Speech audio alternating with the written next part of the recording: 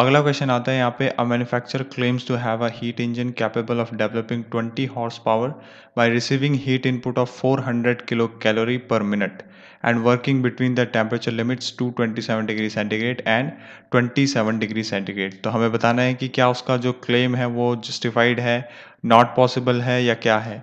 तो हम देखिए सबसे पहले एक इंजन बनाते हैं। इसने जो इंजन बनाया है उसमें जो इनलेट टेम्परेचर है मतलब सोर्स का जो टेम्परेचर है वो है 500 केल्विन और सिंक का टेम्परेचर है 300 केल्विन। ये बोल रहा है कि हमें 20 हॉर्स पावर वर्क मिलता है इससे और हीट जो सप्लाई की जाती है इस इंजन को वो है 400 किलो कैलोरी पर मिनट। और हमें बताना है कि क्या ये जो क्लेम उसने किया है ये सही है या गलत है। तो देखिए हमें इस पे भी वही करना है, हमें कार्नोट एफिशिएंसी निकालनी है और थर्मल एफिशिएंसी मतलब नॉर्मल जो एफिशिएंसी निकालते हैं हम किसी भी हीट इंजन के लिए वो निकालनी है। एक्चुअल एफिशिएंसी बोले आप इसे, एक्चुअल एफिशिएंसी हमें निकालनी है। कार्नोट एफिशिएंसी होता है T1 minus T2 upon T1 और हम इसको लिख सकते हैं 1 minus T2 upon T1। T2 upon T1 मतलब 300 अपॉन 500।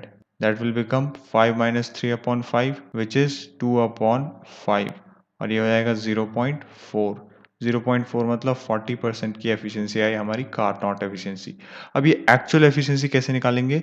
तो हमें यहाँ पे गिवन है 400 किलो कैलोरी पर मिनट की आपके पास हीट सप्लाई हो रही है और 20 हॉर्स पावर का वर्क मिल रहा है। हमें पता है एक्चुअल जो एफिशिएंसी होती है वो होती है वर्क अपॉन हीट इनपुट। तो बस आपको दोनों की वैल्यू गिवन है बट यहाँ पे आपको एक ही यूनिट लेनी होगी।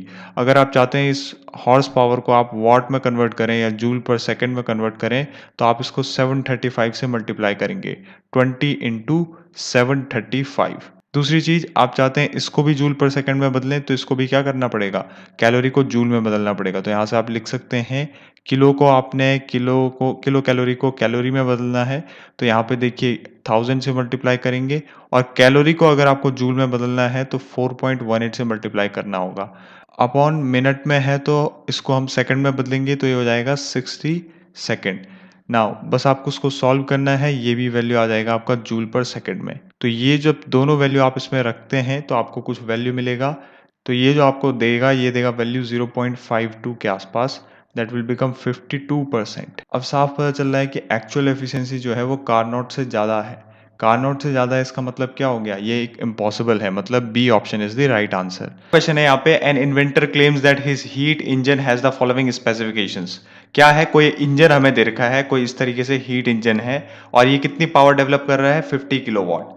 अगर 50 किलोवाट ये पावर डेवलप करता है, इनलेट टेम्परेचर दे रखा है इसका 627 डिग्री सेंटीग्रेड और यहाँ पे हमें दे रखा है 27 डिग्री सेंटीग्रेड मतलब 300 केल्विन में हमने इसको कन्वर्ट कर दिया एंड 627 विल बिकम 900 केल्विन। हमें बताना है एफिशिएंसी कंपेयर करके कि क्या ये पॉसिबल भी है या नहीं। तो एफिशिएंसी हमने सबसे पहले कार्नोट निकाली। हम कार्नोट कैसे निकालेंगे, 1 minus T2 upon T1। T2 is the sink temperature that is 300 and source temperature is 900। तो ये एफिशिएंसी कितनी आ जाएगी 67%। ठीक है, 1 माइनस 0.34 तो ये 67% आ गई। अब एफिशिएंसी आप निकाल सकते हैं एक्चुअल की। एक्चुअल की निकलती है जितना आपका ये वर्क दे रहा है या पावर डेवलप कर रहा है 50 इंटू 1000 और जो ये पावर दे रहा है वो किलोवाट आवर में है। ठीक है, यहाँ पे तो आपको क्या करना है, आपको इसको 3600 से मल्टीप्लाई करना होगा। दूसरी बात यहाँ पे अगर आप देखें ये तो कंपेयर कर रहे हैं हम वर्क को, और वर्क को कंपेयर किससे करना है, जितना हमारे पास एनर्जी अवेलेबल थी। एनर्जी अवेलेबल कितनी थी, जितना हमारा कैलोरीफिक वैल्यू है इनटू मास 3।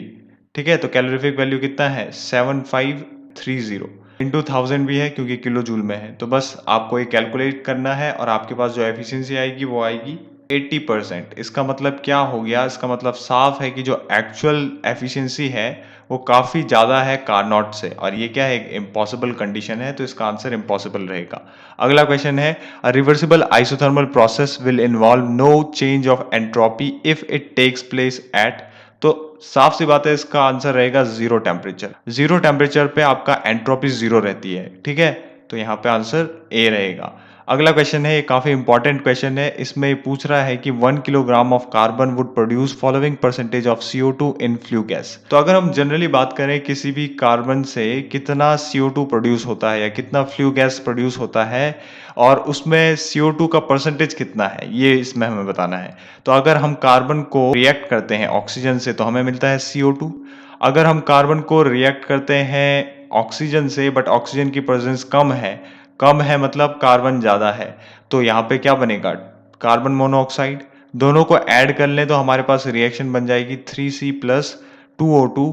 ये एक नॉर्मल मेथड है जिससे हम कर सकते हैं इसे, बट अगर आप देखें तो ये मेथड गलत है जो मैं कर रहा हूँ। ये मैं इसलिए कर रहा हूँ क्योंकि ये एक नॉर्मल तरीका है जिससे हर कोई गुजरता है, बट यहाँ पे ये जो मेथड है वो गलत रहेगा।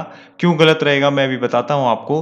देखिए, इसको हम कह रहे हैं टोटल फ्लू गैस। ये हमारा क्या बोल रहे हैं हम, ये हमारा टोटल फ्लू गैस है, और इसमें प्रेजेंट हमें बताना है कि कार्बन मोनोऑक्साइड कितना है। अगर हम ये निकालना चाहते हैं तो हमें पता है कि कार्बन मोनोऑक्साइड का कितना होगा, यहाँ पे 44 होगा। इसका निकालें तो इसका कितना होगा, 28 होगा। तो बस आपने कैलकुलेट करा 44 अपॉन 44 प्लस 28 इंटू 100।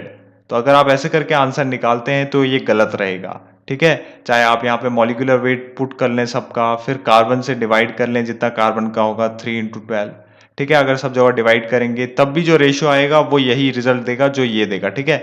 तो बट यहाँ पे जो है आंसर है ये गलत है, क्योंकि हम सोच लेते हैं कि जो फ्लू गैस है वो केवल कार्बन मोनोऑक्साइड और कार्बन डाइऑक्साइड हो सकती है, बट यहाँ पे आप फिगर देख रहे होंगे, इसमें आपको पता चल रहा है कि जो फ्यूल है और जब एयर है, दोनों को आप रिएक्ट करते हैं तो आपको एक प्रोडक्ट मिलता है जिसमें ये गैसेस होती हैं।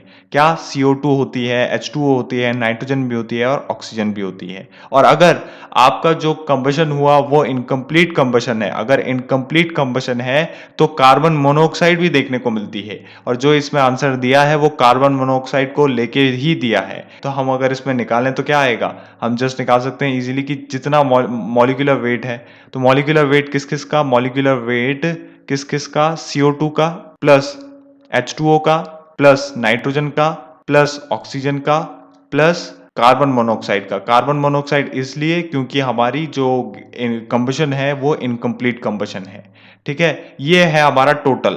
अब इसमें हमें देखना है कि कितना CO2 का परसेंटेज है, तो इसके ऊपर क्या रहेगा, molecular weight of carbon dioxide, CO2 का देखना है हमें कि कितना परसेंट रहेगा, इनटू 100। बस इसको आप सॉल्व करिए, आपका CO2 का कितना होता है 44, 44 upon 44 plus 16 plus 2 will become 18 plus ये हो जाएगा 28, 14 इंटू 2 प्लस 16 इंटू 32 प्लस 28। इसको अगर आप सॉल्व करें तो आपके पास एग्जैक्ट आंसर आएगा 29%। और अगर आप इसमें से ये कार्बन मोनोऑक्साइड हटा लें तो आपको आंसर देखने को मिलेगा ये 36%। क्लियर है। तो आपको ये कार्बन मोनोऑक्साइड भी यहाँ पे इंक्लूड करना होगा, क्योंकि यहाँ पे ये जो क्वेश्चन पूछ रहा है वो ये मान रहा है कि जो कंबशन है वो इनकम्प्लीट कंबशन है, ठीक है। और यहाँ पे आप एग्जांपल भी देख सकते हैं कि कैसे रिएक्शन होती है। ये फ्यूल है, ये एयर है तो ऑक्सीजन और कुछ परसेंट नाइट्रोजन भी होगा, और लास्ट में जो प्रोडक्ट होगा वो ये मिलते हैं, ठीक है। कॉमन प्रोडक्ट है जो मैंने आपको बताए, इसमें CO भी आप इंक्लूड कर दीजिए। अगला क्वेश्चन है, the index of compression n tends to reach ratio of specific heat gamma. देखिए, हमें पता है PV to the power n is equals to constant. ये n गामा कब बनेगा, ये तभी बनेगा जब हमारी प्रोसेस क्या होगी, एडियाबेटिक प्रोसेस होगी, या फिर एडियाबेटिक नहीं है तो आइसेंट्रोपिक होगी। तो एडियाबेटिक यहाँ कहीं भी आपको देखने को नहीं मिल रहा, क्या मिल रहा है, आइसेंट्रोपिक मिल रहा है, और आप सीधे देख के इसे टिक लगा सकते हैं। बट यहाँ पे आपको एक चीज समझना इंपॉर्टेंट है, अगर इस गामा की वैल्यू में कुछ चेंज आएगा ना तो ये प्रोसेस एडियाबेटिक प्रोसेस ना होकर कुछ और हो जाएगी। इसीलिए हमें इसके लिए एक चीज इंपॉर्टेंट है जानना कि जो CP और CV है उसका वैल्यू सेम होना चाहिए, मतलब उसका वैल्यू कांस्टेंट होना चाहिए, चेंज नहीं करना चाहिए। चेंज कब करेगा, अगर टेम्परेचर और प्रेशर चेंज करता है, इसीलिए टेम्परेचर और प्रेशर कांस्टेंट रहना चाहिए। और टेम्परेचर और प्रेशर कौन से स्टेटमेंट में लिखा है कांस्टेंट है, यहाँ पे लिखा है कि process is isentropic and specific heat does not change with temperature. तो टेम्परेचर और प्रेशर चेंज नहीं होना चाहिए, D is the right answer. Solid and liquid have, देखिए दो चीज है हमारे पास, एक तो होता है सॉलिड, दूसरा होता है लिक्विड। अगर आप बात करें सॉलिड की, तो सॉलिड और लिक्विड में अगर आप देखें तो इनमें क्या क्या होता है, ये मेरे पास कोई सिस्टम है और मैंने इसमें किसी सॉलिड को रख दिया, अब मैं इसको हीट अप कर रहा हूं, क्योंकि स्पेसिफिक हीट क्या है कि कितनी हीट आपको रिक्वायर्ड है 1 किलोग्राम मास को बर्न करने के लिए, ताकि उसका टेम्परेचर 1 डिग्री सेंटीग्रेड से राइज हो जाए। यहाँ पे लिक्विड है, लिक्विड को भी हमने सेम ऐसे ही क्लोज कर दिया। अब अगर आप देखें ना, इस लिक्विड को और इस सॉलिड को हीट अप करते जाएं, इस लिक्विड को, यहाँ तक लिक्विड है, ठीक है, इस लिक्विड को भी आपने हीटअप किया, इस सॉलिड को भी आपने हीटअप किया, बट आपको यहाँ पे देखना है कि क्या इनके बिना फेज चेंज होने पर क्या ऐसा हो सकता है कि ये पिस्टन ऊपर की ओर वर्क करे, मतलब डिस्प्लेस हो। ऐसा नहीं हो सकता बिना फेज चेंज किए, ऐसा इम्पॉसिबल है जो ये हमारा सॉलिड है वो यहाँ पे इसका डिस्प्लेसमेंट दे, या फिर ये लिक्विड ऐसा कुछ कर जाए कि ये इसका डिस्प्लेसमेंट करे और हमें कुछ वर्क मिले। ये इम्पॉसिबल है, ये इम्पॉसिबल है। तो इससे क्या पता चल रहा है, इससे ये पता चल रहा है कि सॉलिड और लिक्विड से आप कभी भी वर्क ऑब्टेन नहीं कर सकते।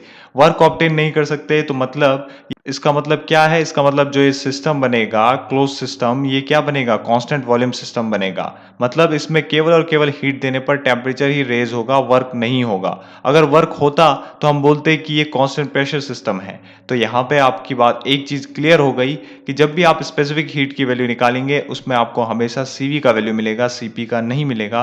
बिकॉज सीपी का तब मिलता जब आपका वर्क डन हो रहा रहता, और यहाँ पे वर्क डन नहीं हो सकता, क्योंकि अगर वर्क डन आप बोल रहे हैं कि फेज चेंज होके होगा, आप इस लिक्विड को गैस में कन्वर्ट करिए तो कैसे नहीं आपका डिस्प्लेसमेंट होगा। बट यहाँ पे फेज चेंज नहीं होना चाहिए। अगर फेज चेंज होता है ना तो ऑब्वियसली बात है टेम्परेचर कांस्टेंट रहेगा, और टेम्परेचर कांस्टेंट है और आप हीट सप्लाई कर रहे हैं तो टेम्परेचर तो रेज नहीं हो रहा है, तब तो आपका सीवी रहेगा ही नहीं, तो तब तो सीपी भी नहीं रहेगा क्योंकि आपका टेम्परेचर रेज हो ही नहीं रहा। तो यहाँ पे ये चीज़ समझना इंपॉर्टेंट है कि हमें दोनों चीज़ चाहिए कि टेम्परेचर रेज भी हो, साथ ही साथ वर्क भी हो, और ऐसा पॉसिबल नहीं है। इसीलिए इनकी हमेशा एक ही वैल्यू मिलती है, वो मिलती है सीवी की, और वही वैल्यू इक्वल हो जाएगी सीपी के, क्योंकि सीपी क्या था, टेम्परेचर रेज भी हो प्लस वर्क भी मिले। इसमें क्या है, सिर्फ और सिर्फ टेम्परेचर रेज हो। अब वर्क नहीं रहा तो सीपी में भी क्या होगा, सिर्फ टेम्परेचर रेज के कारण ही वैल्यू मिलेगी। तो इनकी वैल्यू काफी अप्रोक्सीमेटली सेम निकलती है सीपी और सीवी की। इसीलिए सॉलिड और लिक्विड के लिए केवल और केवल वन स्पेसिफिक हीट रहेगी। नेक्स्ट क्वेश्चन है, इस पे बोल रहा है इस कर्व ए को कंपेयर करिए। अब इस कर्व ए का सबसे ज्यादा स्लोप है तो ये क्या होगा, एडियाबेटिक होगा पीवी डायग्राम में, और सबसे कम वाला क्या होगा, आइसोथर्मल होगा। ये सी वाला क्या होगा, आइसोथर्मल होगा। बीच वाला क्या होगा, पॉलीट्रॉपिक होगा, PV to the power N is equals to constant. तो बी वाला पूछ रहा है, ये क्या होगा, पॉलीट्रॉपिक। पॉलीट्रॉपिक मतलब ए ऑप्शन, इसका क्या था, इसका था सी ऑप्शन।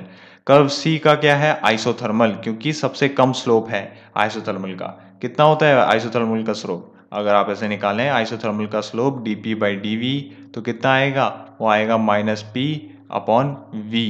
और यहाँ पे अगर आप एडियाबेटिक का निकालें तो dp by D V is equal to minus gamma P upon V. तो ये आपको पता होना चाहिए।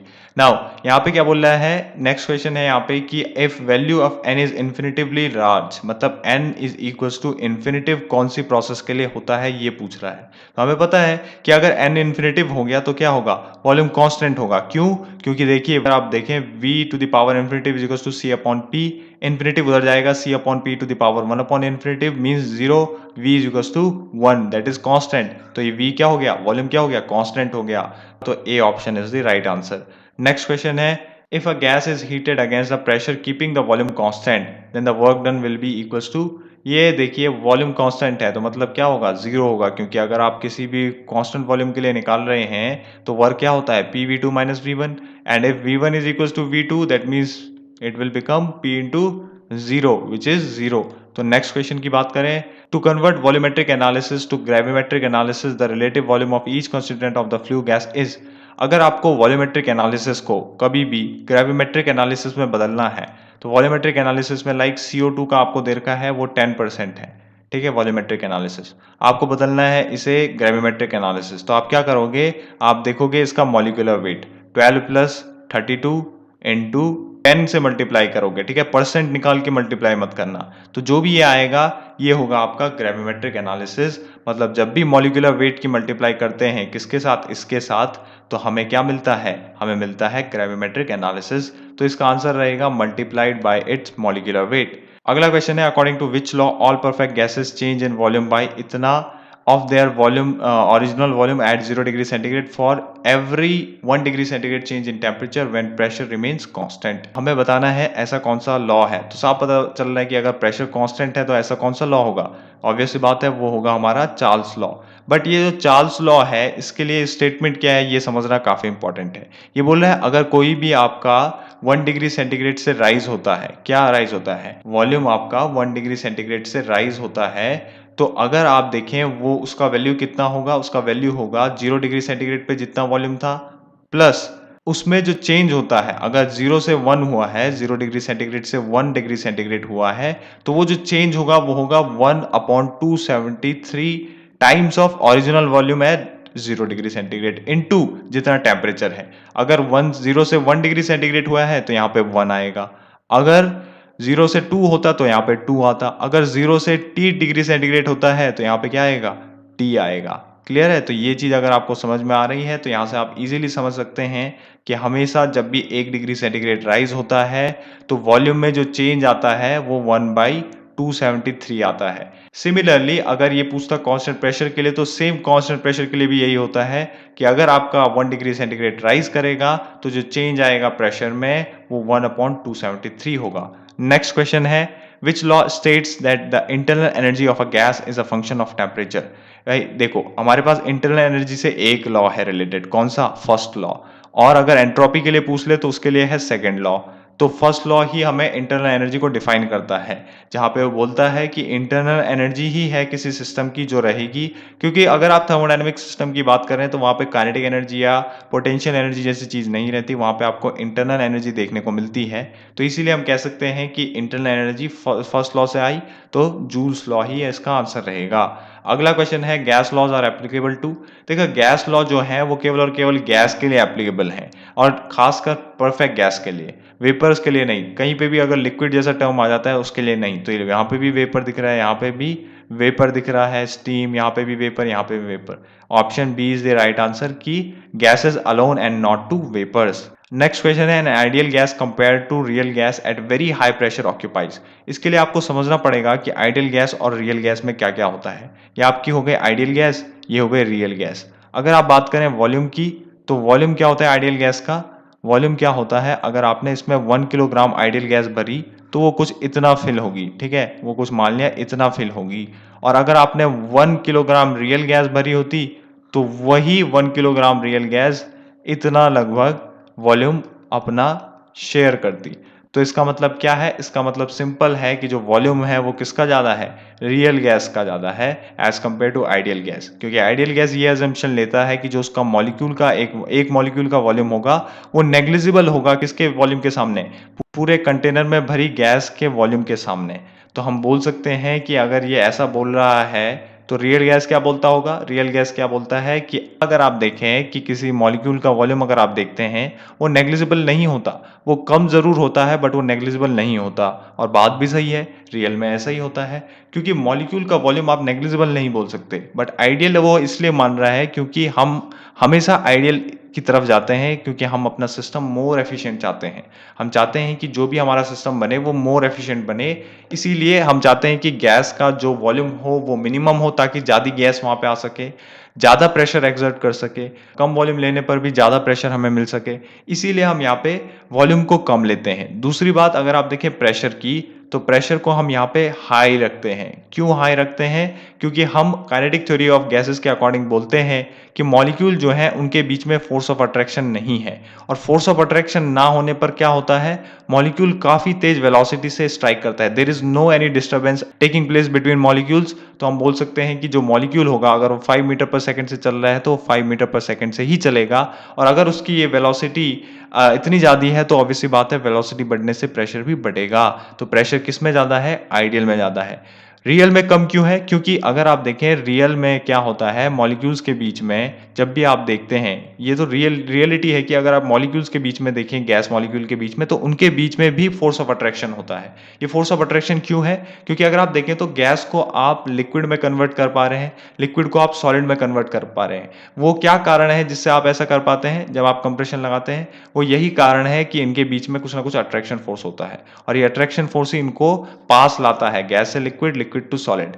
और अगर इसी का अपोजिट अगर आप देखें, सॉलिड से को लिक्विड में बदलना चाहें, लिक्विड को गैस में बदलना चाहें, तो ये ऐसा भी हो सकता है, because there is also another force which is what we call repulsive force. तो इनमें ये जो अट्रैक्शन फोर्स है वही कॉज है इनकी वेलोसिटी को रिड्यूस करने के लिए। अगर ये मान लिया कि 5 मीटर पर सेकेंड से जा रहा है, इसके आसपास के मॉलिक्यूल इस पे अट्रैक्ट होंगे, इसको अट्रैक्ट करेंगे, जिसके कारण ये कुछ कम वेलोसिटी मान लिया 2 मीटर पर सेकेंड से वॉल पे टकराएगा, तो ऑब्वियसली बात है इसका प्रेशर डिक्रीज करेगा।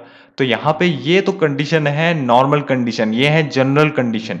ये कौन सी कंडीशन की बात कर रहा है, ये क्वेश्चन में पूछ रहा है कि अगर बहुत ज्यादा हाई प्रेशर हो जाए, तो बहुत ज्यादा हाई प्रेशर अगर हो जाता है तो याद रखिएगा हमेशा कि ये जो कंडीशन है ये पूरी अपोजिट हो जाती है। ये जो कंडीशन है ये पूरी अपोजिट हो जाती है। इसका प्रेशर अगर बहुत ज्यादा हो जाए तो रियल गैस अपना जो वॉल्यूम है वो डिक्रीज कर लेती हैं, और प्रेशर बहुत ज्यादा हाई होने पर इनका प्रेशर इंक्रीज कर जाता है as compare to ideal gas. तब ये फोर्स ऑफ अट्रैक्शन वाली चीजें कोई कंसीडर नहीं करते हैं, क्योंकि at very high pressure real gas has very high density. तो यहां से साफ पता चल रहा है क्या पूछ रहा था कि an ideal gas as compare to real gas at very high pressure occupies more volume less volume. तो हमें पता है कि उल्टी कंडीशन हो गई, तो यहां पे क्या करेगा, मोर वॉल्यूम ऑक्यूपाई करेगा, कौन, आइडियल गैस। तो आंसर ए सही रहेगा। Thanks for watching this video.